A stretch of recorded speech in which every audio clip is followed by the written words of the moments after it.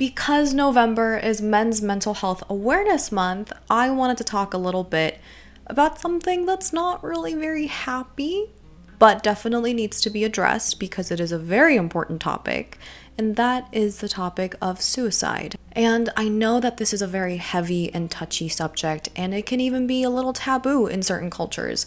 But, the more we have an honest and open conversation about suicide, the less suicides there will be, and the more people will be able to get the help they need. I had no idea about this, but apparently in the United States, the 12th leading cause of death is suicide.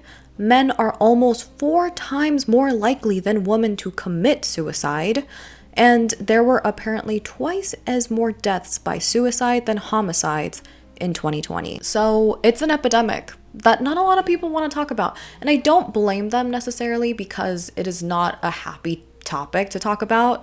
But I feel like the more light we shed on this, the more equipped we can be to help other people and even possibly ourselves. So to start things off, let's talk about the worst things that you can say to a suicidal person.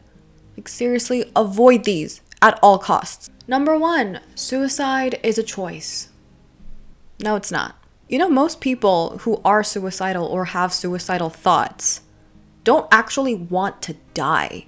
They just want their pain to end. But when the pain of living becomes unbearable, they feel like they only have one solution, and that is dying and letting the suffering die with them. And I found this quote that perfectly summed this whole suicide as a choice thing, and it is, suicide is not chosen. It happens when pain exceeds resources for coping with pain.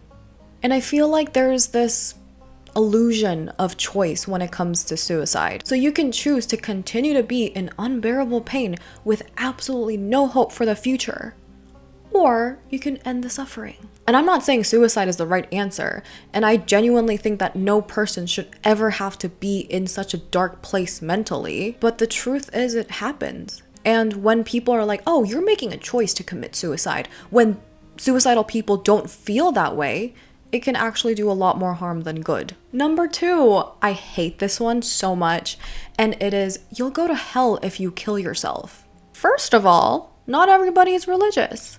And even if you take the religion part out of it, it is a horrible thing to say. If somebody opens up to you about their inner struggles and tells you about their inclination to unalive themselves, and the first thing out of your mouth is, you're gonna go to hell, you are a horrible person. This phrase is just shaming and guilting people and not letting them actually process their emotions and thoughts in a healthy manner, and instead just wants to suppress it. To be honest, if there is a hell, I genuinely think that the people who say this to suicidal people will go there. Just my thoughts. Number 3, I hate this one. You're doing it for attention. I don't even know how to begin talking about this because it is so baffling and so hurtful. What this phrase is doing is negating all of their inner struggles and telling them that they have fabricated their pain to gain attention. And these are probably the same or very similar people who say this when somebody opens up about their mental illness or their mental health in general. And, it's just kind of like, do you want to take that chance? Even if somebody had a 99% chance of faking their mental illness or faking their suicidal ideations, I am going to believe them because there is that 1% that they could be genuine. And also, even if somebody is seeking attention by acting suicidal, they probably would benefit with some mental health support too. A mentally healthy person does not act like they are mentally ill or they are suicidal just for shits and giggles. If somebody is pretending, let's go to therapy. I'm gonna take your hand, we're gonna go to therapy together, okay? Number 4, why don't you do it? If you are serious about it, you would do it. This one baffles me so much. And I have actually heard this in real life. It has been said to me and it has been said to another friend. And it's just kind of like, what on earth are you thinking saying this to somebody who is suicidal? It's almost like people are daring them to do it. And this is just my personal link, but I think that this derives from people who think that suicidal people are just doing it for attention. So they are openly hurtful because they don't believe them. If somebody opens up about their suicidal thoughts, they need proper support, not somebody who is going to egg them on to do it. And moving on to number 5, which is, I know what you're feeling, or me too. This might be coming from a place of empathy and understanding because you want to share your experiences to relate further. But this can be taken in a way that diminishes someone's struggles and kind of makes it seem as if their experiences are not unique. Even if you have struggled with suicidal thoughts and suicidal tendencies, every single person's experience is different. 2 people can go through the exact same life-changing event and have 2 completely different outcomes. One aspect could be a very determining factor in this person's experience, but not so much in this person, even though they went through the exact same thing, and vice versa as well. It depends on your personality, your triggers, your fears, your hopes, your dreams, basically who you are as a person. And there is only one of you on this planet. So your experience is incredibly unique to you. So my thoughts and experiences aren't necessarily going to be synonymous to somebody who is struggling with their mental illness or suicidal ideation. It's not the time to share.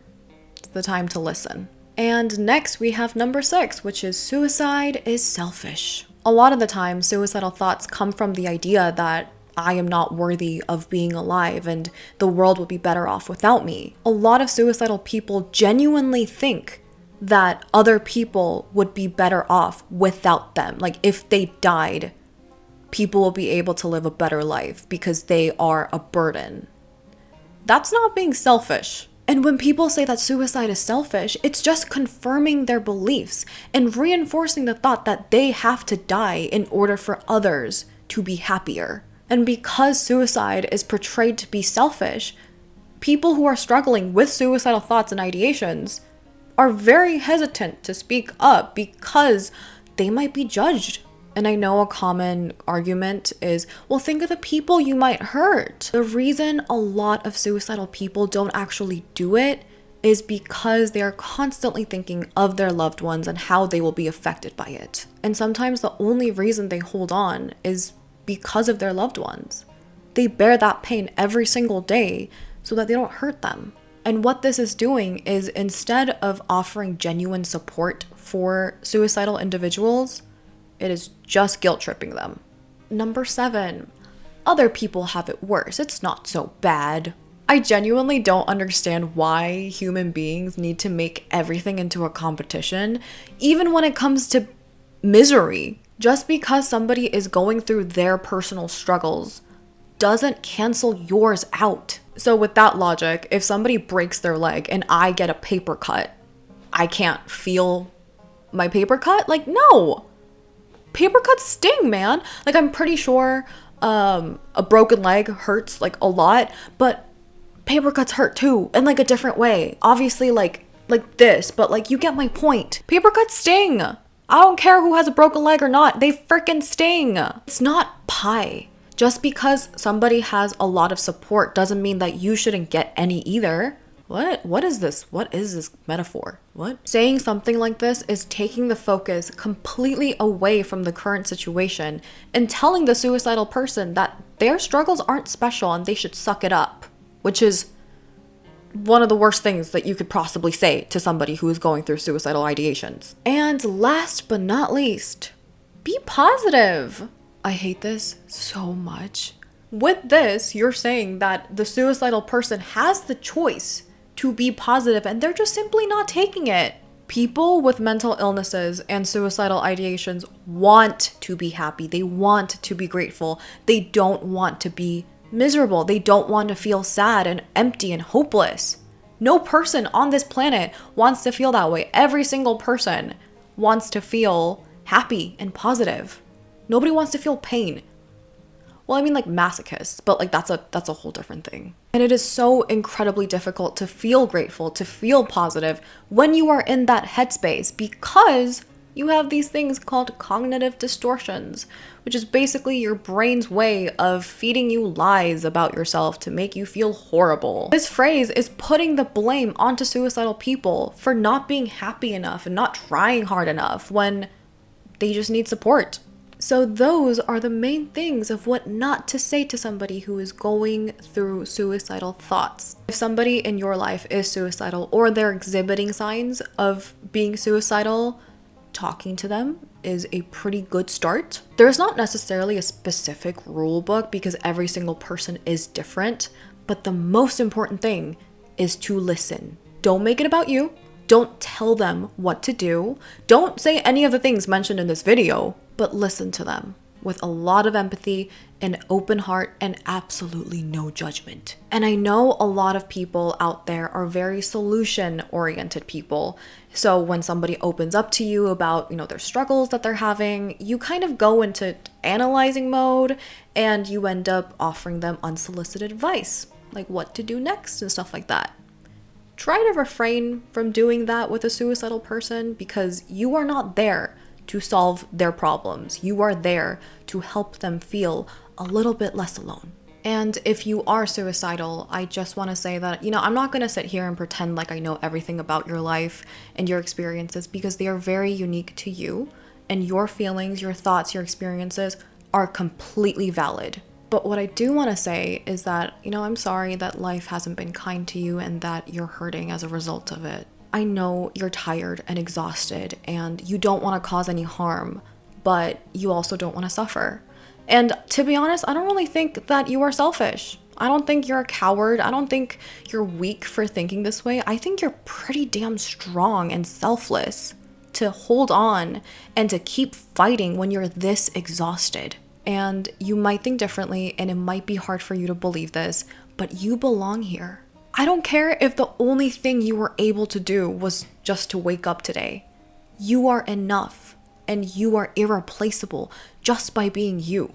And I know it's hard to reach out, but you don't have to fight your demons alone. Think about it like a co-op video game where all of your friends are fighting the evil bosses with like these really cool weapons and stuff like that. Instead of taking on these multiple boss battles by yourself, you can enlist in friends, mental health professionals, online friends who will fight alongside you so that you can fight and win that final boss battle. So how about we just go one more day? Just one more day of trying. I know it's a lot to ask already, but you don't have to do much tomorrow. You can just do whatever feels right, whatever makes you feel a little bit lighter. Some examples are stuffing your face full of cupcakes, listening to your favorite album, screaming into a pillow, maybe just sitting by your window for 10 minutes so you get a little bit of sunlight. You don't even have to go outside if that's too much.